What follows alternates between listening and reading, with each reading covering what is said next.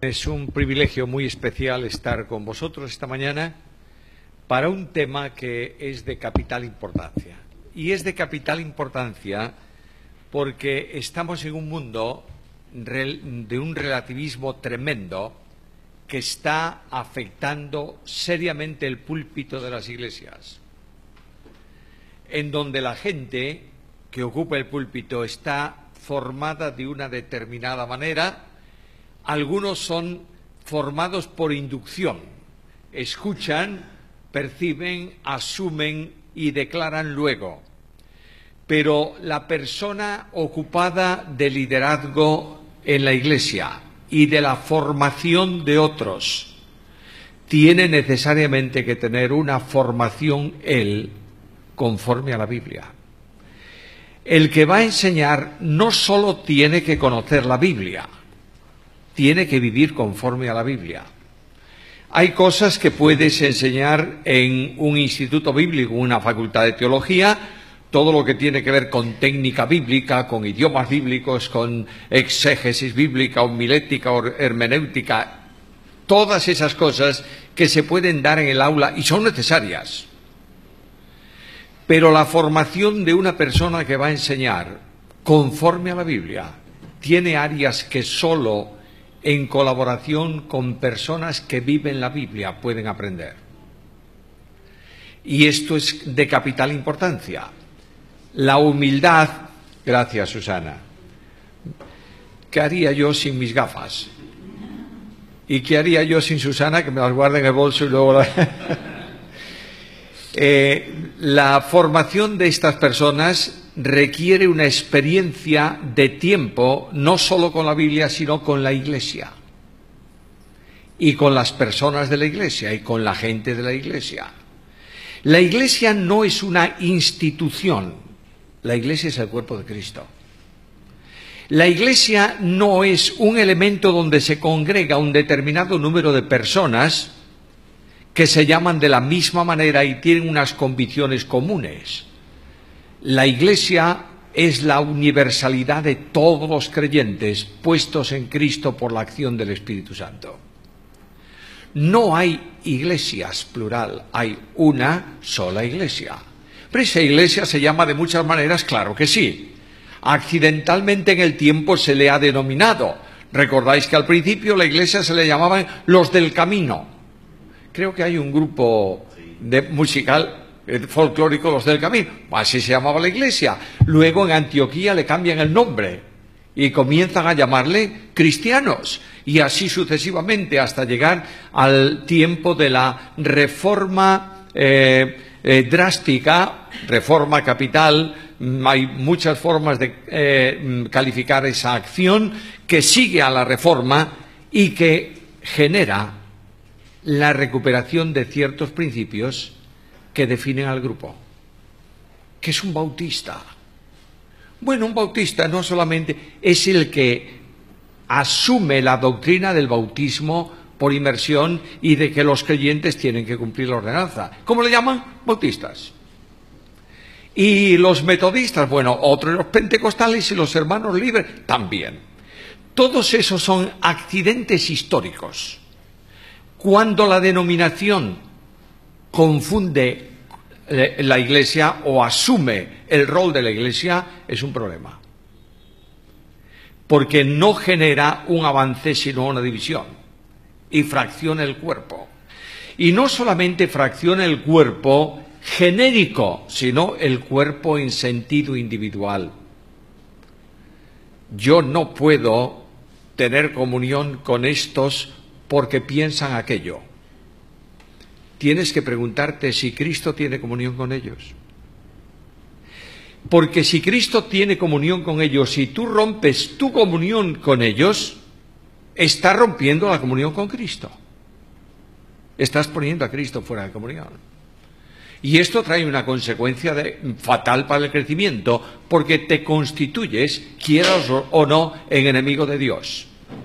Dios actúa contra aquellos que se enemistan con Él. Por tanto, la iglesia que prospera es la iglesia que descansa en la Biblia y es enseñada en la Biblia. ¿Me estáis siguiendo?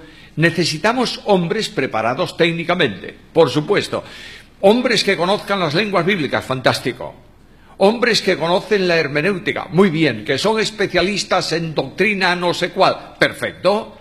Pero sobre todo, un expositor bíblico, un maestro, un pastor en la iglesia, tiene que vivir conforme a la Biblia.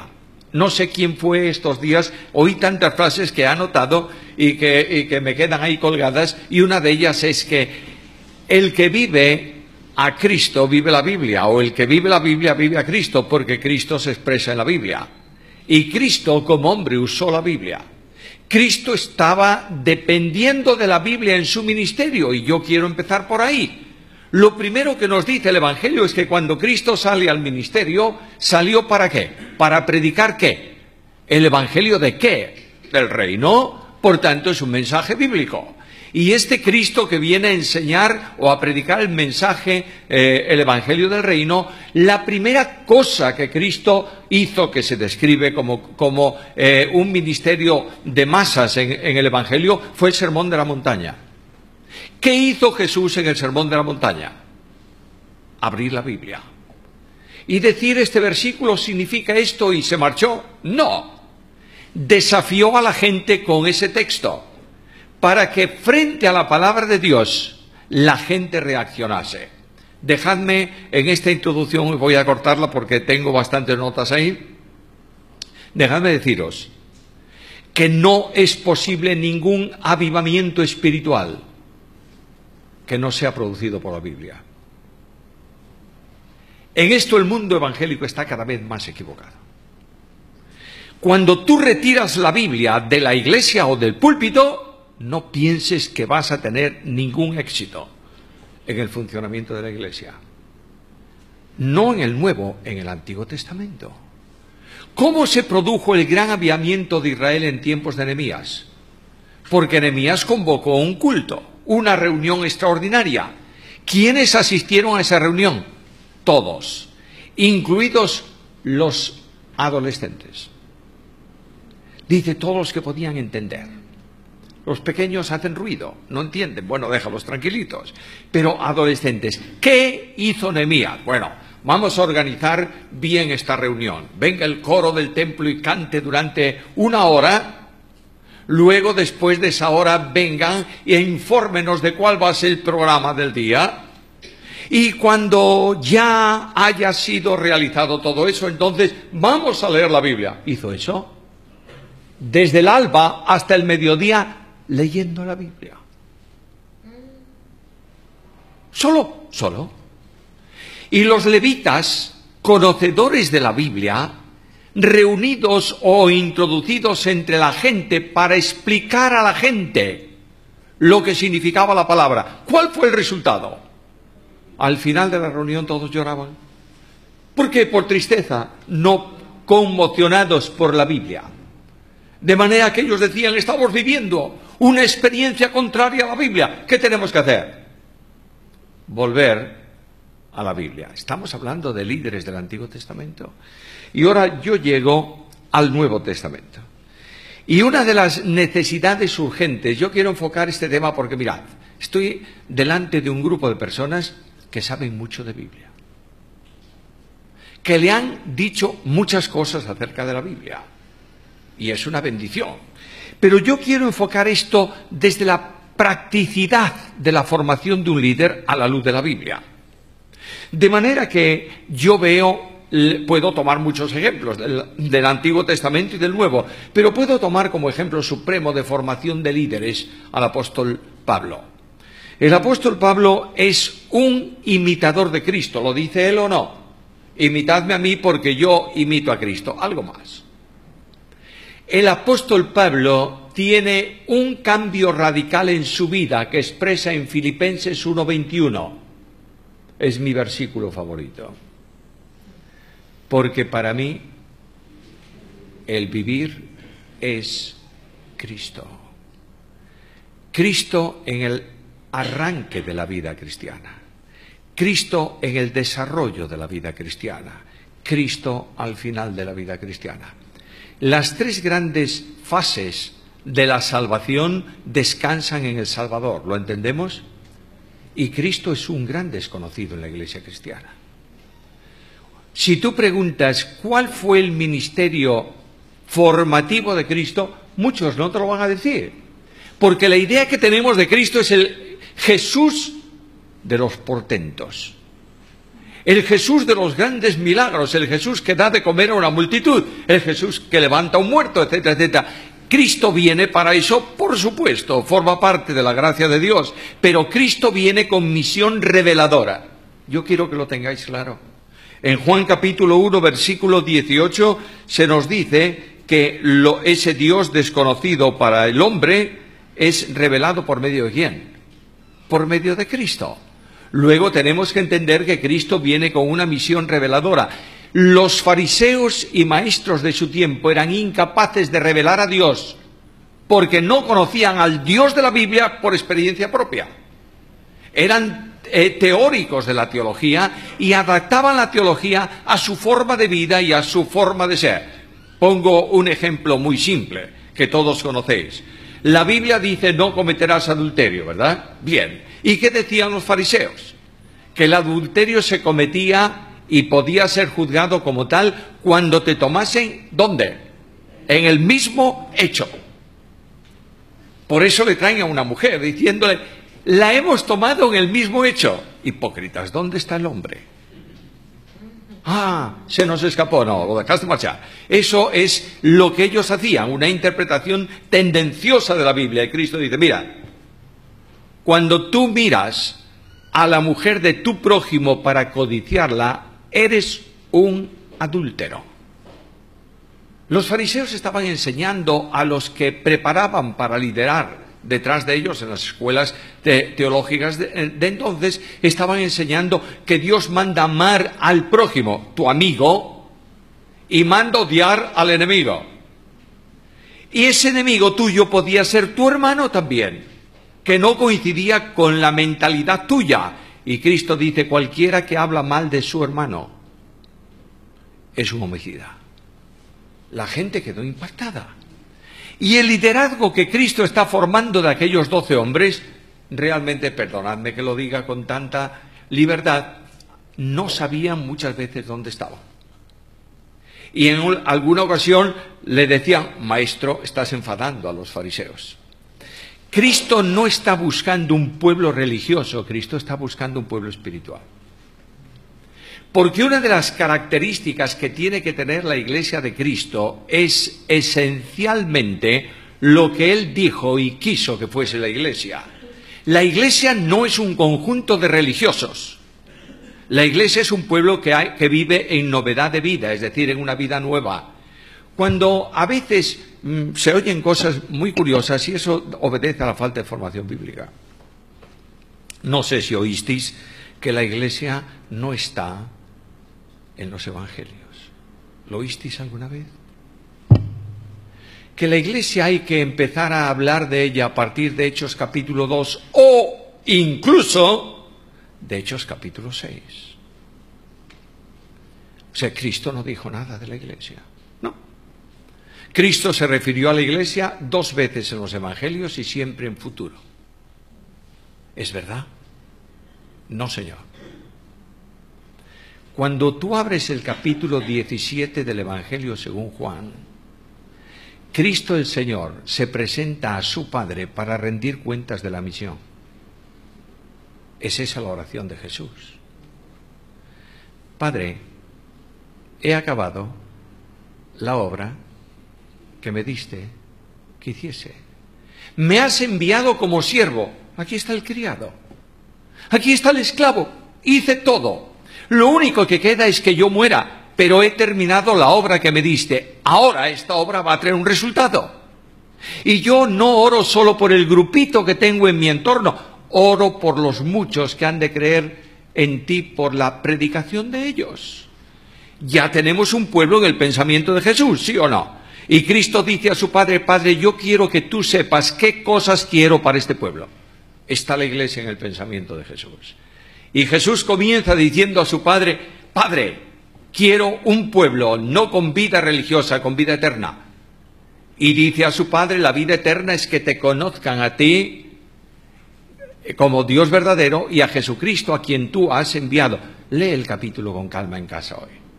Descubrirás 10 cosas que Cristo quiere que sea la Iglesia. Por tanto, Cristo forma a ese grupo de personas en la proyección hacia esa Iglesia. ¿Les enseña la palabra? Por supuesto que sí, naturalmente. Ahora, Pablo, vinculado a Cristo, viviendo a Cristo, la vida de Cristo en Pablo, Jesús manifestando su vida en Pablo y Pablo viviendo la vida de Cristo. Con Cristo estoy crucificado y ya no vive Pablo, ahora vive Cristo. Y lo que vivo en la carne, en el día a día, lo vivo en la fe del Hijo de Dios, el cual me amó y se entregó a sí mismo por mí. Luego Pablo desaparece. Y la grandeza de Pablo es decir, que la gloria suya no es que Pablo crezca, sino que crezca Cristo. Y esto es la primera dimensión que tenemos que enseñar, conforme a la Biblia, al liderazgo de la Iglesia. Perdonadme que diga algo tal vez fuerte, pero algo que es vital. La Iglesia de Cristo está sobrada de grandes y necesita siervos. Yo he visto pelearse en un púlpito por la titulación de una persona. Y he visto, no pelearse, bueno, entendéis la frase pelearse, ¿no? ¿Por quién debe cerrar la conferencia? El año pasado la cerraste tú, este año me... ¿Pero qué es esto? El grado máximo que puedes alcanzar en la Iglesia de Cristo es ser siervo. Solo eso. Porque Cristo fue siervo, tú no puedes ser más que tu Señor. De manera que bendito sea Dios cuando tú puedes ser siervo conforme al Maestro. Ahora, el apóstol Pablo comienza a preparar gente. Siempre en torno a Pablo hay jóvenes. No siempre en torno a los líderes de la Iglesia hay jóvenes. Hay líderes de la Iglesia que los jóvenes lo ven en el aula de la facultad. Y chao, nada más. Hay miembros de Iglesia que tienen que pedir audiencia con el pastor para ver si el pastor le recibe de vez en cuando. El apóstol Pablo tiene en torno a sí siempre un grupo de jóvenes. Y ese grupo de jóvenes es distinto en carácter. Cuando Pablo tiene que arreglar un problema, envía al tanque Sherman del grupo que es Tito. Y le dice, te dejo en Creta para que pongas orden y ten cuidado porque mira que son malas personas. Y él dice, déjamelo. Yo lo arreglo. En cambio, Timoteo es más retraído, se encoge un poco y Pablo dice a los corintios, por favor, si va Timoteo, no me lo inquietéis. Son distintas personas, pero lo que sí es cierto es que Pablo tiene algo primario. Escucha, dice a Timoteo, lo que has oído de mí delante de muchos testigos, esto encarga a hombres fieles que sean idóneos, capaces de enseñar también a otros. No es que Pablo le repitió a Timoteo 20 veces la doctrina estando él solo. Dice, Timoteo, ¿qué es lo que tú has escuchado durante el tiempo que vienes conmigo al ministerio? ¿Qué escuchaste? Doctrina. Manténla. Una de las necesidades primarias de un líder bíblico es enseñarle Biblia. Déjame decirlo de nuevo. Enseñarle Biblia. Enseñarle solo lo que dice la Biblia, no lo que tú quieres que la Biblia diga. ¿Me estás siguiendo? Cuando estudias la Biblia versículo a versículo, texto a texto, palabra a palabra, en el Nuevo Testamento te cae el kiosco. No sé si entendéis la palabra que. Porque tú tienes metida en tu cabeza algo que te han dicho que es así. Y resulta que vas a la Biblia y dices, no es tanto así. Por tanto, lo que tú tienes que hacer es que si la Biblia rectifica tu idea, ¿qué tienes que hacer? Rectificar la idea. Y Pablo dice a Timoteo, lo que has oído de mí en todos los sitios, esto enseña. Ahora, Pablo utiliza para formar a esa gente no solo Biblia. Daros cuenta que el traslado doctrinal en los tiempos de Pablo, cuando escribe estas palabras a Timoteo, era una transmisión oral mayoritariamente. Porque aunque estaban escritos ya muchos de los libros del Nuevo Testamento, la transmisión de esos libros era compleja. Había que copiarlo y copiarlo y copiarlo y volverlo a copiar, y no todos tenían eso. Pero no hay duda que el maestro enseñaba lo que había escuchado a los apóstoles. Primariamente, la doctrina bíblica del Nuevo Testamento viene por medio de los apóstoles, que desarrollan el pensamiento de Jesús. No tenemos apóstoles hoy en el sentido bíblico de la palabra. Considerarse apóstol es una tremenda arrogancia. Necesariamente tenemos que entender que los apóstoles, colegio apostólico, gente que habla con la autoridad de Jesús, que establece mandamientos como si fuesen de Cristo, terminó en la época apostólica. Por tanto, la doctrina bíblica tiene que ser una doctrina apostólica, ¿tomada de dónde? Bueno, tomada de la Escritura, no tenemos otra manera. Pero una de las cosas que me sorprende es que juntamente con la enseñanza de la Biblia, Pablo dedicaba tiempo para orar por ellos. Abre los escritos de Pablo. Pablo ora a Timoteo, acordándome de ti en mis oraciones de noche y de día. No puedes formar a un líder en la iglesia si no dedicas tiempo para orar por él. Yo tuve muchas bendiciones en mi vida. Dios me ha rodeado de bendiciones siempre. Una de ellas fue el pastor que había en la iglesia cuando yo era un niño. Para mí, el ejemplo supremo de pastor. Él oraba por los jóvenes, tenía a los jóvenes a su lado, les orientaba y los dejaba equivocarse. Porque una de las cosas que tú tienes que hacer o entender es que cuando tú estudias una carrera universitaria y sales de la universidad, sales con las herramientas, pero no con la capacidad técnica. Cuando yo terminé mi carrera, yo había tenido una buenísima nota en organización y revisión de contabilidades y análisis de estructura empresarial, y el catedrático me dijo, ¿quieres tener un trabajito? Siempre que sales, si eres estudiante, que quieres un trabajito. Y me mandó a una empresa de su parte. Y yo llegué allí y me dijo el empresario, quiero que me hagas el plan de cuentas conforme al Plan Nacional de Cuentas, en fin, organizar esto para que funcione de acuerdo con las demandas nuevas de la Ley de Hacienda. Yo dije, para mí, pan comido. Hice toda esa organización. Pero había un hombre mayor por allí, que era el jefe de la administración, me miraba, seguía, y un día me dice, oiga, cuando tengamos esto, ¿qué hago?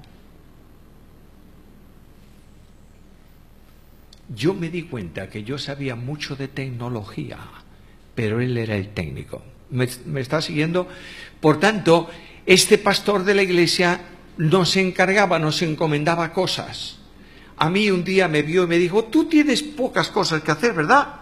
Sí, pues mira, una de las misiones es ir a buscar una revistita que nos mandaban desde Argentina a la iglesia. Se titulaba Sana Doctrina. Venía enrolladita en un papelito de correos, y yo iba a correos y recogía la revista, se la llevaba al pastor, el pastor abría, la miraba, me la entregaba para repartir el domingo. Un día se la traje y el hombre el domingo no me dio la revista. Y yo le pregunté, le dije, oiga, me están pidiendo la revista. Dice, esta vez no vamos a entregar la revista. Y claro, ¿qué pregunta un adolescente? Siempre pregunta, ¿por qué? ¿Por qué? Y él me sonrió y me dijo, porque es demasiado sana la doctrina.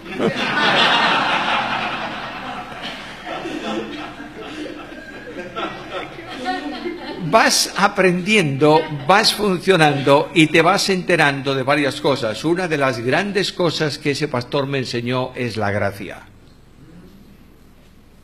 No la ley, la gracia. Un día yo hice una travesura en la iglesia, yo también era travieso, y gorda. De modo que cazaron al delincuente. Y salía yo el domingo por la mañana de la reunión y un anciano enemigo de la juventud y la juventud enemiga del anciano me paró en el camino y me dijo: ¿tú hiciste esto? Y yo le dije: sí. ¿Y tú eres salvo? Y yo le dije: creo que sí.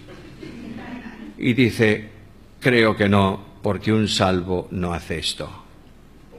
Durante toda la noche un niño de 13 años se preguntó si era salvo o no. Salía para el colegio por la mañana, 9 menos cuarto de la mañana. ¿Quién estaba en la puerta de mi casa? El pastor. Me dijo: hola Samuel, ¿vas al colegio? Sí, te acompaño. Vino conmigo un ratito y me dijo: dime, ¿qué te dijo ayer don Cándido? Se llamaba, ya está con el Señor, de modo que digo su nombre porque no va. Me dijo: ¿qué te dijo don Cándido? No, nada. Sí, algo sí, porque yo lo oí. ¿Qué te dijo? Bueno, al fin se lo dije. Y él se paró en la calle, me dijo: mírame, lo que hiciste está mal, pero aunque hubieras hecho una travesura 20 veces mayor, tú eres salvo. ¿Lo entiendes? Me dijo un abrazo y se fue. La gracia desapareció del púlpito porque se ignora la Biblia. La gracia ha desaparecido de la vida de líderes que buscan solamente señalar con su dedo al que comete una falta, una transgresión, y se olvidan que su corazón está lleno de pecado, sin confesar. Pablo enseña esto a Timoteo. Y Pablo habla de la gracia. Y Pablo instruye a este hombre de esta manera. ¿Te acuerdas, Timoteo? Cuando escribimos a los Gálatas, ¿te acuerdas lo que dije a los Gálatas? No había capítulos y versículos, pero lo digo en nuestro contexto. Capítulo 6, versículo 1. Si tú encuentras a un hermano tuyo que cae en una falta, restáuralo. No es golpéalo, es restáuralo. Porque si no restauras con mansedumbre, no conoces a Jesús. Y la Iglesia necesita mucho más ser alentada que reprendida. Los creyentes de la sociedad de hoy, al menos en España, están viviendo en tensión continuada. Trabajo, más trabajo, problemas, más problemas, los niños, el colegio, no sé qué cosas. Y vienen el domingo a la iglesia cargados con sus problemas. Y nadie diga a esa persona que es un hombre de poca fe porque siente su problema. Naturalmente que lo siente y naturalmente que lo tiene. Y cuando yo predico en nuestra iglesia el domingo por la mañana y veo la congregación llena, sé que hay muchos que han llorado durante la semana. Y esa gente necesita ser alentada. Y hay un par de jóvenes que han tenido un problema y han caído en el pecado.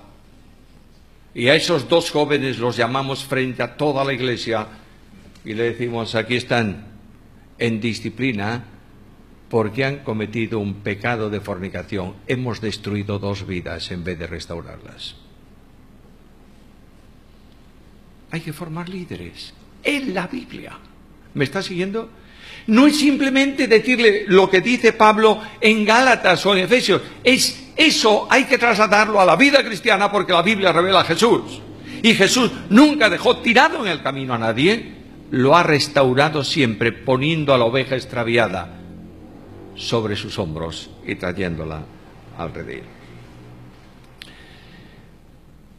Tenemos que enseñar la Biblia. Y la Biblia habla de que el creyente tiene que depender de la gracia. Por tanto, en el liderazgo la advertencia de Pablo es precisamente esto. Permanece, mantente, sé firme ¿en qué? En la gracia. No está diciéndole mantén la fe. Bueno, por supuesto hay que mantenerla, pero descansa en la gracia. La gracia es la acción divina que provee para el que no tiene nada en todos los momentos.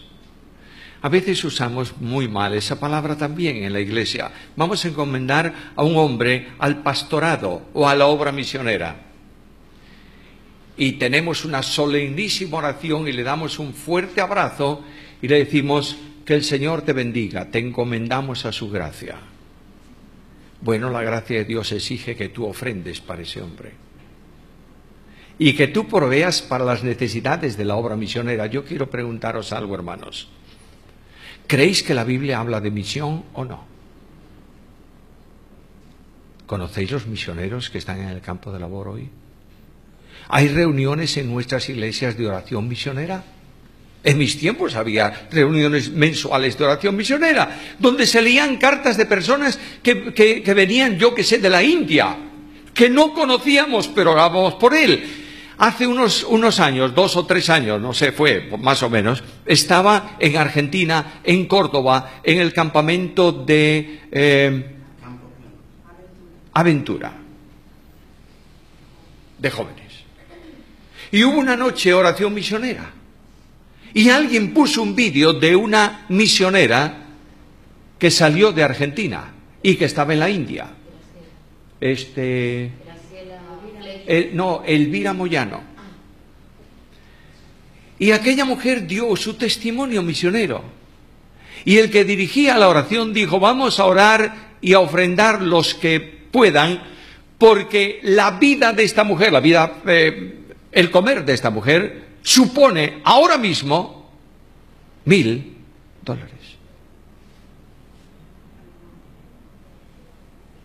No tenemos conciencia clara de la misión.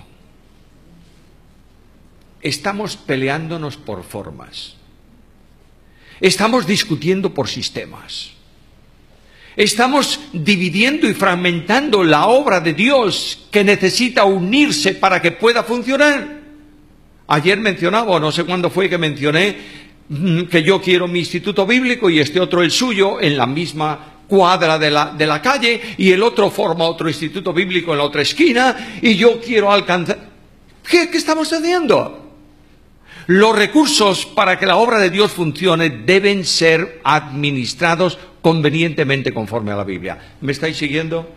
Por tanto, yo tengo que enseñar a depender de la gracia y enseñar que los pastores, los ministros, los hombres a pleno tiempo deben buscar los recursos necesarios. ¿En quién? En el que los llamó a la obra. Y aquí tenemos otro problema. ¿Te llamó Dios a la obra? Dialoga con Él. Imagínate tú, a veces viene una carta, bueno, hoy ya no hay cartas, no hay correo electrónico y tú puedes darle, la marcas en azul y le das al retroceso y desapareció. Pero a veces llega una carta, ora para que el Señor me dé posibilidad de arreglar mi heladera. Estoy poniendo una tontería, nadie pide eso, estoy poniendo un ejemplo. Yo digo, qué tristeza. ¿Quién te llamó a la obra? ¿Yo o el Señor? ¿A quién tienes que decirle el problema? Al Señor. Y ya el Señor va a hacer que llegue a mí tu petición. Los que viven en la obra descansan en la gracia. ¿Lo entiendes? Podría contaros mi experiencia. No lo voy a hacer. 36 años en el pastorado. Cuando yo salí a la obra, era director general de un holding, con 13 empresas. Después del presidente del grupo, la voz cantante era la mía. Y lo que hice con mi esposa fue decir, compromiso solemne. Nadie sabrá de nuestros problemas por nosotros, solo el Señor. Hay milagros singulares en mi vida, impresionantes. Pero miro el pasado y ¿sabes qué puedo decir hoy? Dios me ha llamado y Él es fiel. He tenido serios problemas en el ministerio, ataques y acusaciones y cosas así. Dios me tuvo que enseñar, ¿sabes a qué? A lo que no puedes aprender directamente leyendo la Biblia, sino una vida de fe. No te defiendas. Ten paciencia. Y yo decía, Señor, por favor, tú sabes cómo soy yo, dame paciencia. Me levantaba con otro problema más gordo. Y claro, Dios me decía, vas a aprender paciencia, mientras no tengas paciencia, problemas. Un día me levanté y había una carpeta que yo le llamaría la carpeta de la defensa, porque me han escrito de no sé cuántos lugares, y yo ¿qué hacía? Contestaba, taca, taca, taca, taca, taca, taca. Eso no es Dios, bla, bla, bla.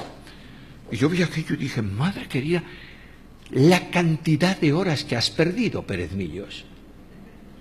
Y has resuelto, no. Bueno, pero llegó una vez, en mi experiencia, en donde el ataque era furibundo. Pero, ¿sabéis la palabra? Furibundo, ataque frontal. Yo me levanté tan frustrado que no tenía ganas de orar ni de leer. Y me senté en la mesa de mi despacho y dije, Señor, por favor, quiero oírte. Y abrí mi Biblia. ¿En qué salmo? 23. Y yo comencé a leer el Salmo 23. Leía el Salmo mecánicamente. ¿Dónde estaba mi pensamiento?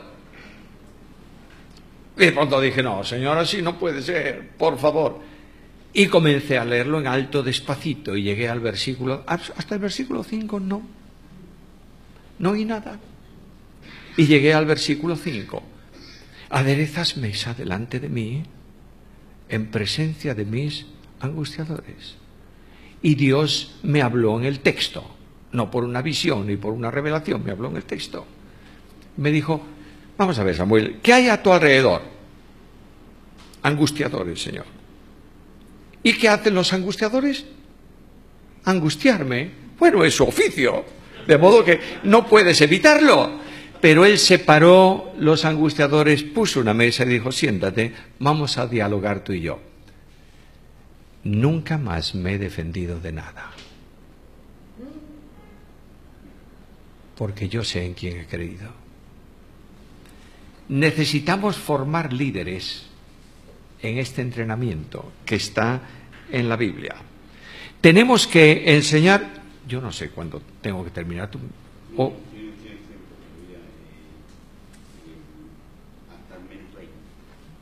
Bueno, porque yo soy terrible. Cuando me engancha un tema y si no estoy en el púlpito que me están señalando, pues esto me voy para allá. Tenemos que enseñarle a los líderes que vamos a formar, a los que pueden predicar la palabra, la humildad. Yo no sé si os dais cuenta que el púlpito de la iglesia es un púlpito en algunos lugares muy arrogante. Conozco personas que han aprendido a escribir el sermón y son buenos oradores. ¿Para qué? Para que lo que dice sea de precisión matemática. Bueno, deja que el Espíritu conduzca. Permite que Dios actúe y te lleve y te desoriente de vez en cuando. Yo no lo suelo hacer, pero yo estoy muy atento a la primera parte del culto en la iglesia. Y hace tiempo que hemos dicho al director de alabanza de la iglesia, no te vamos a decir el tema del domingo próximo. Oramos por el culto y Dios coloca una alabanza impresionantemente conforme al tema. Pero cuando es distinto yo me pregunto, ¿qué debo decir? ¿Lo que yo pensaba decir o lo que Dios quiere que diga? Y ahí a veces cambio el tema de la mañana sobre la marcha, pero no es habitual. Ahora, a donde yo quiero decir es que tú tienes que enseñar a la gente que la técnica bíblica y la capacidad intelectual y la gramática bíblica es buena en el aula, no en el púlpito. Y yo me asombro de oír sentado en alguna iglesia de vez en cuando a una persona que se levanta y comienza a dar una disertación de griego bíblico desde el púlpito. ¿Lo oísteis alguna vez? Estaba una vez con el doctor Lacueva en Salamanca, fíjate, en Salamanca, no en la universidad. Había unas conferencias, estábamos los dos sentados, predicaba, y alguien se levantó aquella mañana y empezó a hablar y dijo, el verbo está en aoristo ingresivo. Y la cueva me dio así y me dijo, no sabe griego. Y yo le dije, hombre, dice, pero verás. Terminó la reunión. La gente salió, salimos con él, le saluda y le dice, hermano, permítame, usted dijo que el verbo estaba en aoristo ingresivo. Sí. ¿Y qué es eso? Pues aoristo ingresivo. No, no existe aoristo ingresivo. Hay aoristo primero o segundo, en voz activa, en voz pasiva, en voz media, pero aoristo ingresivo no existe. Le dijo, mire, ¿no será que en el libro donde usted se informó se olvida usted de poner la coma? ¿Cómo la coma? Búsquelo, vuelva a casa y búsquelo. Y verá cómo dice, el verbo está en aoristo, coma, ingresivo. Porque es el aoristo que ingresa a la oración. ¡Oh! Ahora, yo me pregunto, aunque dijese la perfección máxima del griego bíblico, a veces pongo este ejemplo, en el segundo banco está Susana. En el segundo banco está una viejecita, Susana, que ha venido esa mañana llena de reuma en Galicia, por la humedad y los achaques. Se hizo un esfuerzo colosal y se sentó ahí y dijo al Señor, Señor, por favor, necesito oír alguna cosa de ti. Y el predicador le habló del verbo en aoristo. Y ella no sabe si existe aoristo. Lo que esa mujer necesita es una palabra de aliento que pueda entenderla. ¿Me sigues? Del púlpito de la iglesia ha desaparecido la exposición sistemática de la Biblia. ¿Sí o no? Pregunta a una congregación cuánto tiempo hace que no han oído Lamentaciones, la exposición de Lamentaciones, y verás el tiempo que hace. Pregunta a un creyente si en su iglesia se han predicado los profetas menores. Hemos ido reduciendo la Biblia. Algo de Pentateuco porque son historias, Levítico no, por supuesto. Esto, luego después, libros históricos sí, porque oye, hay dinámica y tal y cual, no mucha aplicación, pero conviene conocer la historia, etcétera, etcétera, y nos saltamos a los evangelios, y por supuesto los evangelios sí, pero claro, el capítulo 1 de Juan es un problema, Y además de esto, quiero predicar sistemáticamente y voy a empezar por los evangelios. Congregación, próximo domingo, Evangelio según Mateo capítulo 2. ¿Y el 1? ¿Cómo el 1? Fulano engendró a Zutano, el otro... Oh, ¿qué? Si tú no predicas el 1 de Mateo, nunca sabrás por qué Cristo está vinculado con los gentiles. Y porque ahí hay 4 mujeres que no son judías. Un día pregunté a un grupo de personas en una clase, ¿por qué estas 4 mujeres están ahí? Y uno se levanta la mano, gente, me dice, porque son unas perversas.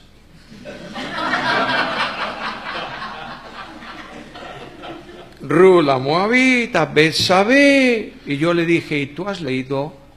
Los hombres de ahí son peores que ellas. Necesariamente tengo que exponer la Biblia. Entonces me salto los evangelios, epístolas, Romanos sí. Pero capítulo 9, 10 y 11, no.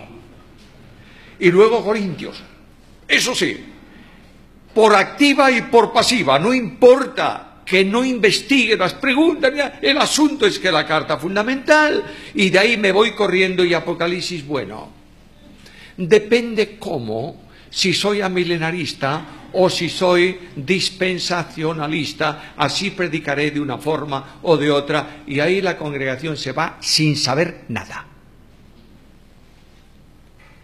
¿Tú crees en la inspiración plenaria o no? Pregunto. Si crees en la inspiración plenaria, ¿por qué no predicas la Biblia? En nuestra iglesia, hace unos 10 años, tomamos una determinación. Dijimos, alto. todo ministerio, todo. Paremos. Y vamos a sentar las bases por las que vamos a caminar. Y después de un tiempo de oración, dijimos dos bases fundamentales: oración y Biblia. Programa de enseñanza bíblica para dar la Biblia entera cada 5 años. Y viene este año pasado la encargada de coordinación de Escuela Dominical de Niños, hasta adolescentes, me dice, tenemos un problema. ¿Y cuál es el problema? Cada vez los niños saben menos historia bíblica. ¿Por qué será? Bueno, porque sus padres no se la cuentan. No hay más historias, seamos honestos. De modo que han trazado, ellos trabajaron en esto, un programa de 5 años para que el niño conozca todas las historias de la Biblia en 5 años. Y cada una de ellas conduciendo ¿a quién? A Cristo. Necesitamos levantar una generación de jóvenes que no se peleen por formas, que entiendan la Biblia y estén preparados en Biblia. Amo las iglesias que mantienen el cumplimiento de las ordenanzas y del partimiento del pan. En nuestra Iglesia Unida de Vigo, todas las semanas partimos el pan, no en un culto especial, en el culto normal de la mañana, recordando que Cristo vive. Pero se me encoge el corazón de ver la división que ha producido esa ordenanza por copas o por copitas. Cuando el simbolismo no está en la copa. Cuando la Biblia dice la copa de bendición que bendecimos, está utilizando un lenguaje figurado, tomando el continente por el contenido. ¿Cuánta gente se ha peleado porque están diciendo vamos a la iglesia y es el edificio? Bueno, no te olvides que cuando la iglesia está reunida, el contenido es la iglesia, el continente es el edificio y el lenguaje te permite que llames iglesia. Y te has peleado, ¿por qué? Por una figura de lenguaje, fíjate tú. Y a medida que el tiempo pasa, la doctrina fundamental va siendo cada vez más desconocida y enseñamos a hombres que no conocen la doctrina fundamental en toda dimensión y se pelean por doctrina general. ¿Qué es eso de doctrina fundamental? Muy sencillo. Doctrina fundamental. Jesús viene, ¿lo crees o no lo crees? Si no crees que Jesús viene, dudo mucho de que creas en Cristo. Jesús viene. Ahora, unos dicen, puede venir ahora mismo. Otros dicen, no, tiene que cumplirse unas señales. Algunos hablan de la extensión del reino en la tierra como el avance absoluto del Evangelio. Otros hablan del reino venidero, único reino, el reino mesiánico del tiempo del milenio. Eso es doctrina general. Eso es lo que produce escisiones, resultado del trabajo de niños en Cristo. Cuando un hombre es sólido en doctrina no discute por esto, ¿verdad? Dice, bueno, no estoy de acuerdo, pero no pasa nada. Si tú quieres una iglesia en tragedia, llénala de niños espirituales. Yo tengo 7 nietos, más 6 que asoció Susana, son 13. Los nietos son un encanto. Sobre todo los pequeños, especialmente cuando el padre se los lleva por la noche. Los niños tienen 3 características: mucho ruido, se pelean por todo aquello que no vale y entran en conflicto de autoridad. Bueno, ahí los tienes en la iglesia. Los niños en Cristo, ruido por todo y derechos por todo. Además de mucho ruido, no me tratan bien en la iglesia. Bueno, no me aman en la iglesia y tú amas. No me consuelan, no me visitan, siempre con la misma historia. Y ensucian mucho los niños, ¿eh? No les deje nada que te verterán la mermelada por el sofá. Ahí tienes a los niños, y Pablo dice, además de esto son fácilmente arrastrados por todo. Entra un viento de doctrina y se lleva un montón. En Hispanoamérica, yo estoy observando hace tiempo que en Hispanoamérica, especialmente en Argentina, hay grandes corrientes que están invadiendo iglesias y golpeando iglesias. La nueva reforma está haciendo un descalabro en muchas iglesias, porque la iglesia no ha sido formada. La extrema carismática está haciendo otro desastre. ¿Por qué? Porque la iglesia no ha sido formada. Porque los pastores están entretenidos con devocionales o con altas definiciones del dogma, pero no han formado a las personas. Necesitamos grupos de hogar donde haya media hora de reflexión bíblica bien establecida.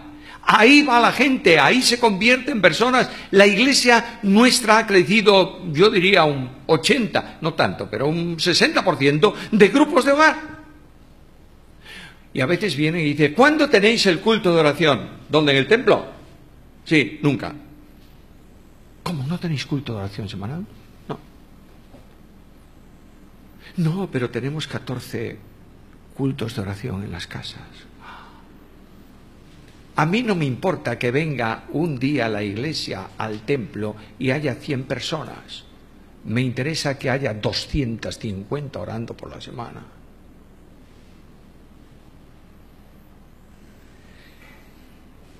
Oración, oración, oración. De vez en cuando, muy de vez en cuando, todos los últimos viernes de mes, hacemos una vigilia de oración que comienza a las 9 de la noche y termina cuando termina. Pero una vez al año o 2 veces al año hay 24 horas de oración seguidas. Y no que la iglesia diga, bueno, yo me comprometo a las 4 de la mañana, voy a poner el despertador. No, no, no. Vienes al templo para orar a las 4 de la mañana. Este año, a las 7 de la mañana, era muy emotivo ver a una persona que estuvo 3 horas, ella sola, de rodillas delante del Señor, resolviendo su problema. Segunda cuestión, Biblia, y solo Biblia. Y cuando algún predicador viene por ahí y dice, bueno, viene fulano, podría predicar, yo no tengo ningún inconveniente. Pero lo que tiene que predicar es Biblia. Y en el púlpito se ha proscrito cualquier predicación que no sea bíblica. ¿Me estáis siguiendo? Por tanto, cuando tú te sitúas y formas la gente en esta dimensión, Dios actúa bendiciendo. Pongo un ejemplo más y termino. No quiero moleros la mañana. Nuestra iglesia tiene 140 años. Hace 100 años que se estaba trabajando, 100 años, en un pueblo, tratando de abrir una obra. 100 años. Nada, de nada. Y un día dijimos, oye, traigamos una pareja y pongamos ahí que trabaje. Y vino una pareja fantástica, estupenda. Hoy él está de pastor de la sección española en una de las iglesias bautistas más grandes en Estados Unidos. 3 años ahí. ¿Qué necesitas? Bueno, quiero que venga el grupo musical a visitar las entidades de ancianos. Grupo musical. El grupo de teatro. Grupo de teatro. Que vengan los jóvenes a un esfuerzo evangelístico. Él se incorporó al equipo de básquet lo deshicieron al principio. Llegaba a casa y no se tenía derecho. Para alcanzar a los 3 años, nadie. Y dijimos, bueno, será que el Señor no tiene pueblo aquí. Y nos fuimos. Y un domingo por la mañana entra un señor a la iglesia y dice, mira, yo vengo trasladado de el norte de España para aquí, para un trabajo en Vigo, y estoy cansado de vivir en ciudad, de modo que me he instalado en un pueblecito aquí cercano. ¿En qué pueblo? Redondela, se llama así, en donde por 100 años se ha tratado de abrir obra. Hombre, pues cómo no, puedes venir naturalmente, hay gente que viene más lejos, ven, naturalmente que sí. ¿Y podrías hacer algo ahí en la obra? Bueno, si queréis hacer, cuando se enteró de grupos de hogar, yo abro mi hogar para un grupo de hogar en Redondela. Ya hay 6 bautizados ahí. Dios hace Él su obra, tú no puedes hacerla. La obra de Dios solo la hace Dios. Por eso tenemos que ocuparnos. Y creo que es una asignatura pendiente en todo el mundo y en Argentina. Hermanos amados, líderes de la obra, volved a la Biblia y preparad jóvenes en Biblia. No en la tecnología de la Biblia, en la experiencia de la Biblia. Y Dios hará su obra para gloria de su nombre.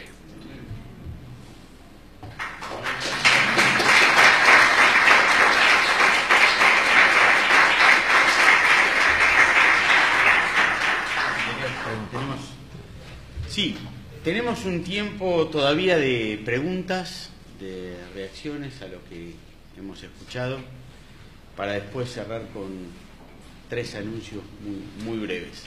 Así que tenemos la oportunidad de hacer las preguntas.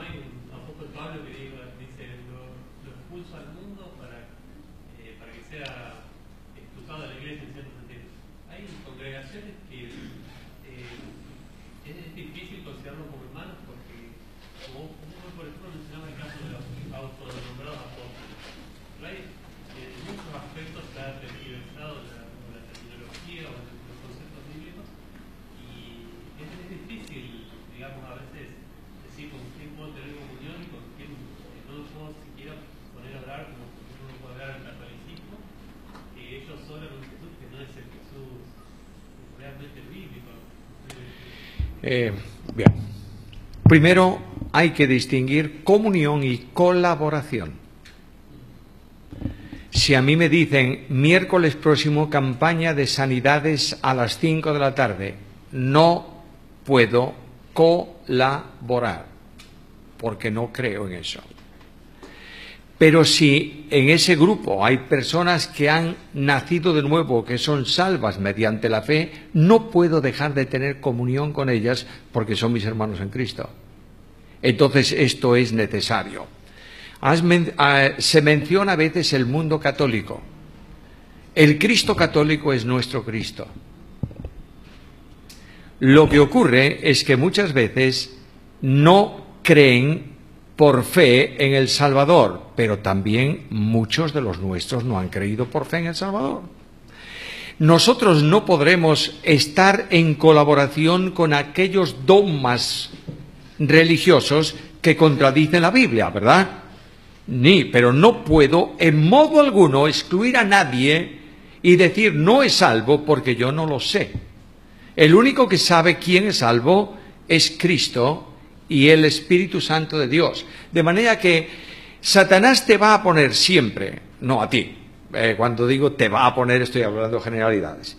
Satanás va a poner siempre delante de nosotros la criba de discernimiento. ¿Son? ¿No son? ¿En relación con quién? Conmigo. Si no son como yo, es que no son. Pues no, señor. Puede ser que sean, y puede ser que muchos que piensen como tú no lo sean. Por tanto, lo que tenemos que hacer es, ¿no tenemos a Pablo? No, pero tenemos la Escritura. De manera que si alguien viene y me dice que para ser salvo yo tengo que hacer una parte porque Dios ha hecho la otra, le digo, no, señor, porque una cruz suplementada es una cruz destruida. Y Cristo hizo la obra absoluta. Y lo único que demanda es que creamos. Pero eso no me da opción alguna para convertirme en juez y juzgar si es o no es un creyente. Es decir, hermano querido mío, cuando la Iglesia se asienta en la Biblia y se instruye en Biblia, los creyentes crecen, ¿verdad? Y las diferencias van desapareciendo. Mira, en España hay una zona que se llama la meseta. En la meseta se siembra trigo. Cuando tú vas por la meseta, el otro día veníamos Susana y yo, en la época en que ya están los campos recogidos y todo esto, tú ves perfectamente los linderos de los campos. Esta finca es así. Tal. Cuando tú pasas en pleno verano por Castilla y el trigo está arriba, ves una sola finca, porque el trigo ha madurado. De manera que la necesidad urgentísima que tenemos no es tanto en definir si aquellos son o no son, en hacernos crecer a nosotros para que podamos ayudar también a ellos. Y en este sentido, yo no puedo romper mi comunión con nadie, pero puedo no colaborar con algunos. Mi nombre es Gabriel. Quería, de ser posible, usted no nombró recién, no habló acerca de la exposición temática, al menos directamente, pero si puede hacer o marcar alguna diferencia sustancial que haya a la hora de ayudar a para otros entre la temática y la expositiva. Yo no concibo exposición sino expositiva, y la temática tiene que ser expositiva. Puede decirme, quiero que hables, yo qué sé, de matrimonio. Bueno, yo voy a hablar de matrimonio, pero lo que voy a hacer es exponer lo que hay en la Biblia sobre matrimonio. Entonces es temática, pero expositiva. O puedo tomarme todo Efesios desde el principio hasta el final y exponer versículo a versículo. Al final habré hablado de matrimonio, pero también de salvación y de otras cosas. De manera que lo que yo no puedo admitir es la predicación que contenga un versículo de apoyo y luego sean ideas personales del expositor. Biblia en la temática, en la expositiva, en la devocional, en todo. Biblia y solo Biblia, porque cuando no hay Biblia, no es Dios que habla, es el predicador. Buen día. Mi nombre es Norma Ruiz, yo soy directora de culto del municipio de Cruz de Paz y estaba escuchando atentamente su taller que refiere a que todos los que somos pastores o tenemos algún cargo de liderazgo tiene que estar solo explayado en la Biblia, que hay que tener estudio y hay que leer la palabra y hay que estar interiorizado.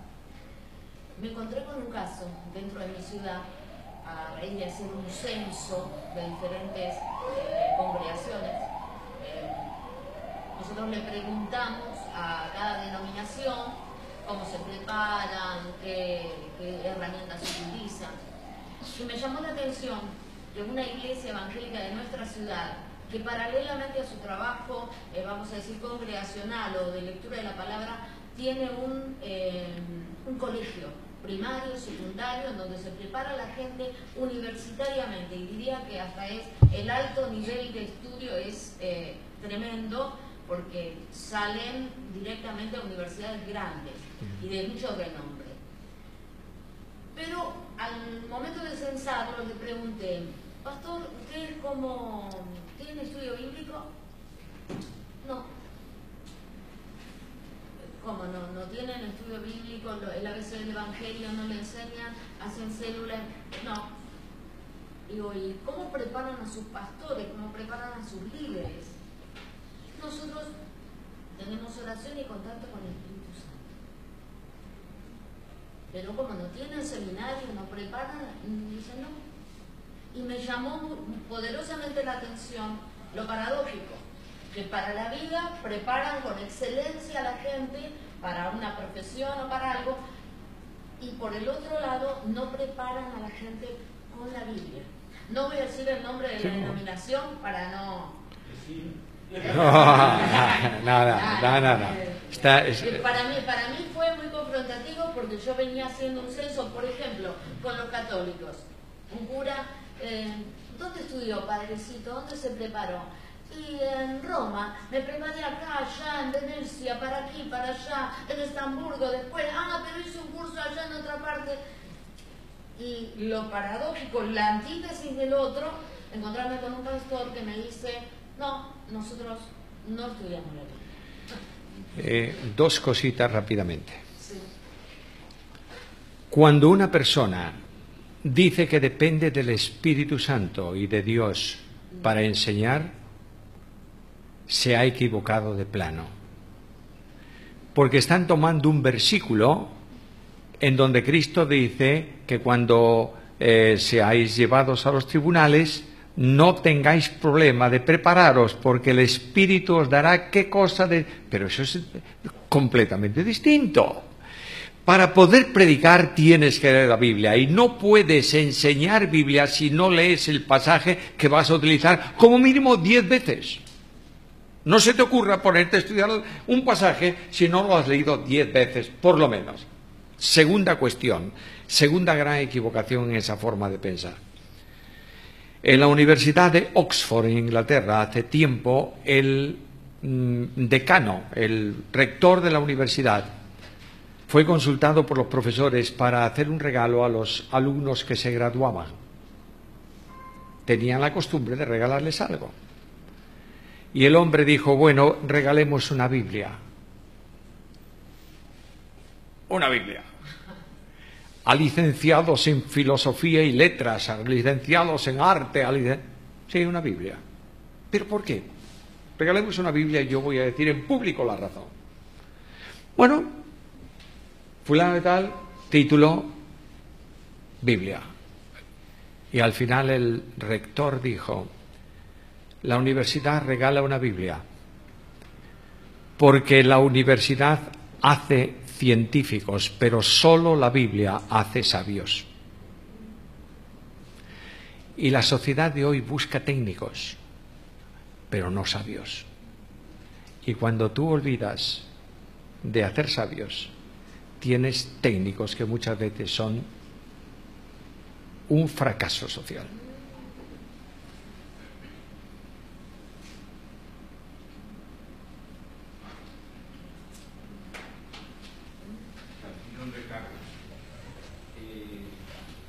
Hay muchos movimientos que están fuera de las iglesias locales, el ministerio, organizaciones, eventos, en nombre de la comunión o tratando de tener comunión con todo el pueblo de Dios.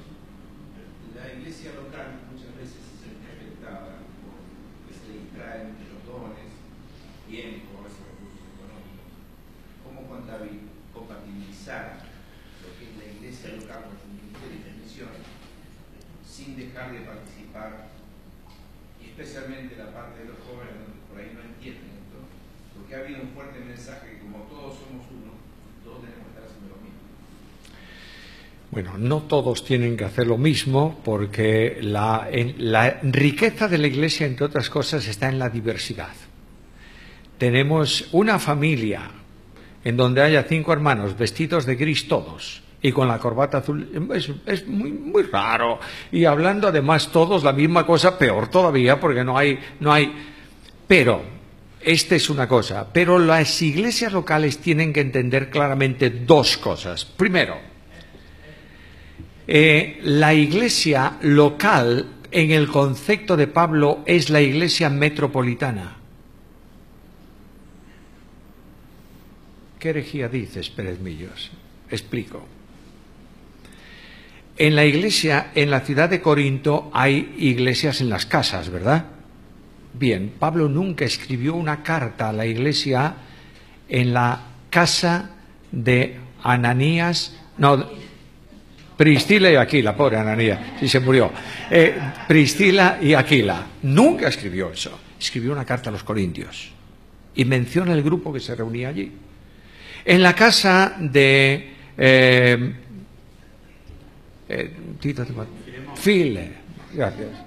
en la casa de Filemón se reúne un grupo de la iglesia de Colosas, pero nunca escribió una carta a la iglesia en casa de Filemón, escribió a la iglesia en Colosas. Y cuando Pablo deja a Tito en Creta, no dice que te he dejado en Creta para que establezcas ancianos por las iglesias, para que establezcas ancianos por las ciudades. Luego el concepto de Pablo es muy sencillo. La iglesia de Cristo en Buenos Aires es la iglesia en Buenos Aires. Total. ¿Qué tienen que hacer los líderes? Reunirse, entenderse, reflexionar y saber qué cosa tienen que hacer. Esto evitaría que entidades paraeclesiales que se sirven de la iglesia y no sirven a la iglesia, vivan de las iglesias a quienes pueden engañar.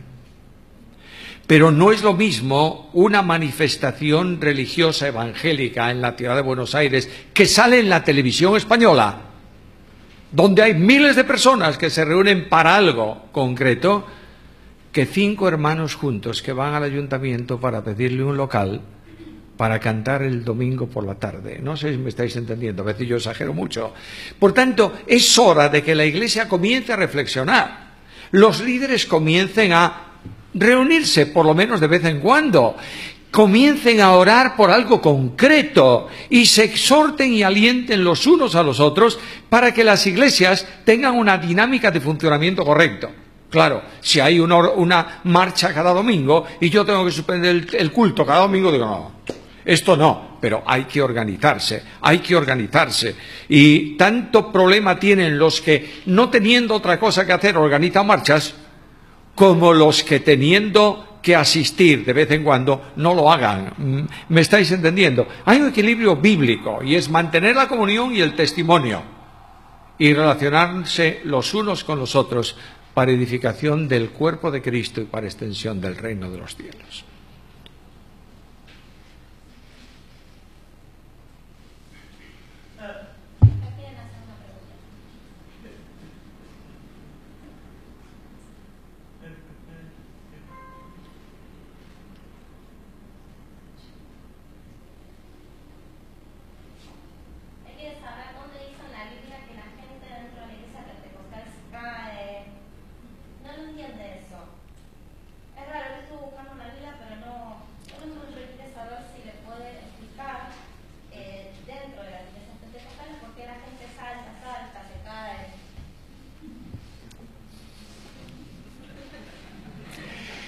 Mira,